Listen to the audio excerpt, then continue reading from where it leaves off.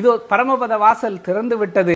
இதோ பெருமாள் நமக்காக அந்த வாசல் வழியாக வருகிறார். இதோ அந்த வாகனம் வரக்கூடிய சேவார்த்திகளை எல்லாம் நாம் பார்க்கிறோம். பெருமாள் வருவதை அவர்கள் முழங்கிக் கொண்டே வருகிறார்கள், வாத்தியங்கள் வைத்து முழங்கிக் கொண்டே வருகிறார்கள். ஜிஎஸ் சுவாமிகள் வருகிறார், பின்னாடியே அர்ச்சகர்கள் எல்லோரும் வருகிறார்கள். அவர்களுக்கு பின்னாக பெருமாள் உற்சாகமாக வந்து கொண்டிருக்கிறார். பெருமாளை நாம் இவ்வளவு நேரம் மெதுவாக ஆடி அசைந்து வந்ததை பார்த்தோம்.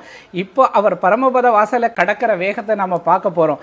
ரொம்ப வேகமாக வருவார். பக்தர்களை தரிசிக்க வேண்டும் என்கிற ஒரே காரணத்திற்காக அவர் நம்மை நோக்கி வேகமாக வந்து கொண்டிருக்கிறார். பாருங்கள், இதோ பெருமாள் பரமபத வாசலை கடந்து இதோ நான் இருக்கிறேன், உங்களை சொர்க்கம் என்கிற அந்த வைகுண்டத்திற்கு அழைத்து செல்வதற்கு, உங்களோடு எப்படியும் நித்திய வாழ்வு ஒன்றை தருவதற்காக நான் எப்போதும் இருக்கிறேன், நாம் கலங்க வேண்டாம் என்று உறுதி சொல்வதை போல இதோ பெருமாள் வந்து கொண்டே இருக்கிறார். பெருமாளை தரிசிக்கிறோம். இந்த அற்புதமான பரமபத வாசல் திறப்பை நாம் இப்போ தரிசனம் செய்தோம். நம்ம வீட்டிலிருந்தே இந்த அற்புதமான தரிசனத்தை செய்வதற்கு இன்றைக்கு விஞ்ஞானம் நமக்கு உதவி இருக்கிறது. எல்லோரும் பெருமாளை நம்ம கண்குளிர ஒரு கணம் அமைதியாக இருந்து ரங்கா ரங்கா என்று சொல்லி நாம் அவரை சேவிப்போம்.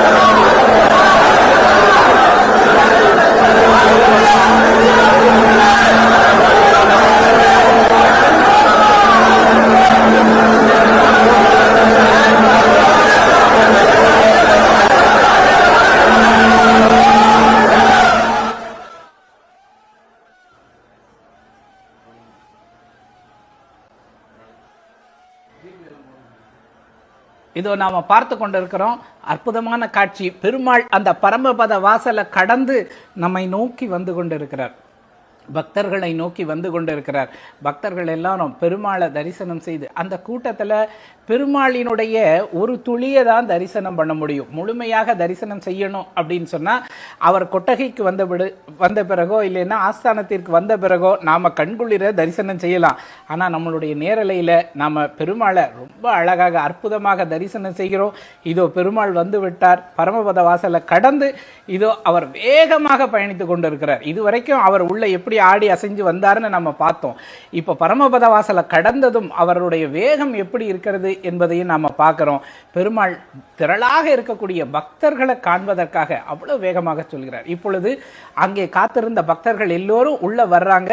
அந்த பரமபத வாசல் வழியாக பிரவேசம் செய்து நாம எல்லோருமே பெருமாளை பின்தொடர்ந்து சென்று சேவை சாதிக்கணும், அவருடைய சேவையை வந்து தரிசனம் செய்யணும் அப்படிங்கிறது தான் ஒவ்வொரு பக்தர்களுடைய நோக்கமாக இருக்கிறது. இங்கே ஏராளமானவர்கள் இருக்கிறார்கள். இதோ நம்ம மாண்புமிகு அமைச்சர் அவர்களை நம்ம பார்க்கிறோம். பக்தரோடு கூட அவர் அந்த இடத்துல இருந்து எல்லாவற்றையும் அவர் ஒழுங்கு செய்து கொண்டு இருக்கக்கூடிய ஒரு காட்சியை தான் நம்ம பார்க்கிறோம்.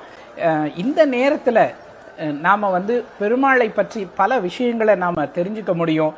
அப்படிப்பட்ட அற்புதமான தகவல்களை தருவதற்காக அறிஞர் பெருமக்களினுடைய காணொளிகள் இருக்கிறது. அதிலிருந்து நாம் ஒன்றை இப்போ பார்க்கலாம்.